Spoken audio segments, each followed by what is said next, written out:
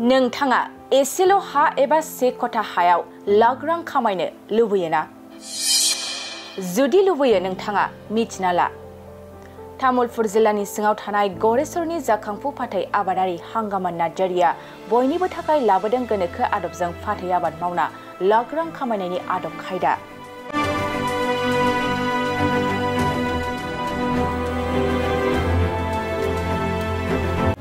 बिथाङा गोबां लाइमोनफ्रा खामानि नागिरना मोनै आरो रांनि आंखालाव गोग्लैनाय लाइमोनफोरनो गोनोखो आदबजों फाथै आबाद मावनो थाखाय ट्रेनिं होगासिनो दं। से कथा हायाव फाथै आबाद मावना लाख रां खामायनो हायो बेखौ हांगामा नार्जारिया ट्रेनिंनि गेजेरजों रोखा खालामना होदों। फाथै आबाद खालामनो थाखाय हाया माबादि जानांगोन, मा हासार होनांगोन, बेमार हमोब्ला मा मुलि होनांगोन, बेफोरखौ फोरोंनायजों लोगोसे फाथै फुलि बानायनाय, ग्रीन हाउस बानायनाय बायदि गोबां आयदाखौ लाना ट्रेनिं होदों हांगामा नार्जारिया। हांगामा नार्जारिया जोंनो फोरमायदों दि फैगौ 30 जुलाइ खालि फाथै आबादनि सायाव गरेसराव सानसेनि ट्रेनिं लादों। गोसो गुदुं आबादारि बिथांमोना ट्रेनिं लानो गोसो दंब्ला 9435176141 जानबुं नाम्बाराव फन खालामनानै आबुङै मिन्थिना लानो थाखाय खावलायदों।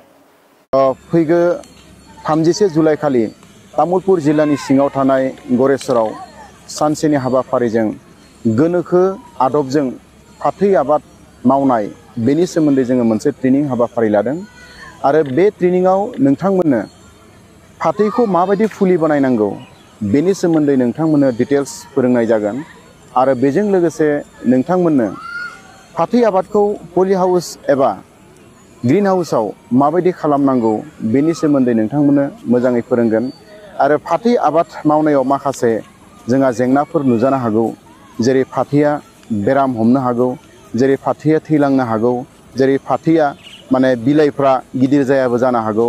दा बेफोरबायदि माखासे आइडियासफोरखौ नोंथांमोननो जोङो नैबे ट्रेनिंआव होगोन आरो बेवहाय नोंथांमोननो जोङो नैबे आयदाखौनो बुंदों बा नैबे बाथ्राखौ नोंथांमोननो बुंदों। बे जाबाय से कथा हायाव जोङो माबायदिहाय लाख रां खामायनो हायो बेनि सोमोन्दै जोङो नोंथांमोननो बुंगोन। हयथ' गोबाङानो सानदों से कथा हायाव फाथै आबादखौ मावोब्ला माबायदि लाख रां खामायनो हायो बेनि सोमोन्दै हयथ' नोंथांमोना गोबाङानो हयथ' सोंलु सिखांनो हागौ बा गोबाङानो हयथ' बेखौ बुंनो हागौ। दा बेखायनो जोङो नोंथांमोनखौ खावलायदों जाहाथे नोंथांमोना नैबे ट्रेनिंआव फैयो आरो मिन्थियो जे फाथै आबाद मावनानैबो जे सासे मानसिया धोनि जानो हायो एबा गाव आथिङाव गसंथानो हायो बेनि सोमोन्दै नोंथांमोना मिथिगोन आरो बेजों लोगोसे नोंथांमोना भार्मि कम्पस्टनि सोमोन्दै नोंथांमोननो बेसिक नलेजखौ नोंथांमोननो होगोन आरो नोंथांमोना फैयोब्ला मोजाङै नोंथांमोना बे जोंनि ट्रेनिं प्रग्रामाव मिथिगोन। दिनै जों बयबो मिथिगौ जोंनि लाइमोनफ्रा साख्रि बाख्रि मोनैनि थाखाय गोदाव सोराव बेरायथिंगासिनो दङ, गोदाव सोराव जों जागासिनो दङ। जोंनि लाइमोनफ्रा दिनै साख्रिनि थाखाय गोबां साख्रि नागिरनानै साख्रि मोनैनि थाखाय हाफा मुवा जानो गोनां जादों। नाथाय जोङो खम हायावनो खम खस्थ' फाथै आबाद मावनायाव बांद्राय बेबायदि खस्थ' गैया। जों मिथिगौ जे खेबसे गायना लाखांनायनि उनाव बियो जुदि थाङोब्ला बेखौ नोङो इजिलि गोरलैयै नोङो बिनिफ्राय नोङो फाथै नोङो मा खालामनो हायो, फाथैखौ मोनबाय थायो। आरो जायनि न'खराव फाथै दङ बेनि न'खराव रां गैयाखौनो बुंनो हाया। दिनै नोंथाङा फाथैखौ खाबाय, नेक्स्ट गाबोननो आरो फाथैखौ खाफिननो हागोन, नेक्स्ट डे बे खालि खाफिननो हागोन, सानसे उनाव सानसे उनाव बेबायदिनो नों फाथैखौ खाबाय थानो हायो। दा ओंखायनो आं खावलायदों जे जोङो गोबां जायगायाव थांदों, माखासे ट्रेनिं लानानै जोङो नेचारेल फार्मिंनि सोमोन्दै जोङो अर्गेनिक फार्मिंनि सोमोन्दै जोङो गोबां जायगायाव ट्रेनिं लानानै जों माखासे आइडियासफोरखौ लादों आरो दिनै जोंनि बर' हारिनि गेजेराव जोंनि उथिफुनाय जोंनि लाइमोनफ्रा जाहाथे नैबे फाथै आबादनि सायाव आग्रह जायो आरो इयुन फारसे जोङो फाथै आबाद मावनानैनो गावनि जिउखौ बा न'खरखौ सामलायनो हायो बा दैदेनलांनो हायो। दा बेफोर नैबे गोनोखो आदबजों जोङो जिथु ट्रेनिं होदो बे ट्रेनिंआव नोंथांमोना फै, बेनि सोमोन्दै नोंथांमोना डिटेल्स मिथिगोन। दा बेखिनियानोसै, गोजोन्थों।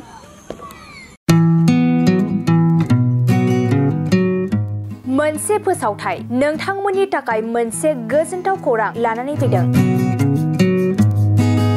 चिरां जिल्लानि सिङाव थानाय काजलगावनि सिफुं हटेलखौ गुवाहाटी नोगोरनि साखाथियाव थानाय सानसारियाव गोदानै मोनसे सिफुं हटेल ब्रान्च खुलिनाया नोंथांमोननि थाखाय गोजोनथाव खौरां लानानै फैदों। नोंथाङाबो जुदि गुवाहाटीयाव थायोब्ला एबा गुवाहाटी नोगोराव दावबायहैनाय समाव बर'नि दोरोङारि ओंख्रिखौ जानो लुबैयोब्ला गुवाहाटी नोगोरनि साखाथियाव थानाय सानसारियाव गोदानै बेखेवनाय सिफुं हटेलाव थांनानै जाहैनो हागोन। बे सिफुं हटेलाव नोंथाङा बाङाय बेसेनावनो बर'नि गोबां गुबुन गुबुन दोरोङारि जाग्रा ओंख्रिफोरखौ मोननो हागोन। अनला दाउ, सबाय दाउ, अमाजों नारजि, मैथा अमा, ना बाथोन, थारुन अमा आरो गोबां बायदि बायदि बर'नि ओंख्रिखौ बे बर'नि सिफुं हटेलाव मोननाय जायो। सोरबाफोर जुदि बे सिफुं हटेलाव बर'नि संनाय खावनायखौ जानो थाखाय सिगांग्रो अर्डार हरनोब्ला नैबे 9864747796 9954772037 जामबुं नम्बराव कल खालामनानै बुकिं खालामहरनो हागोन।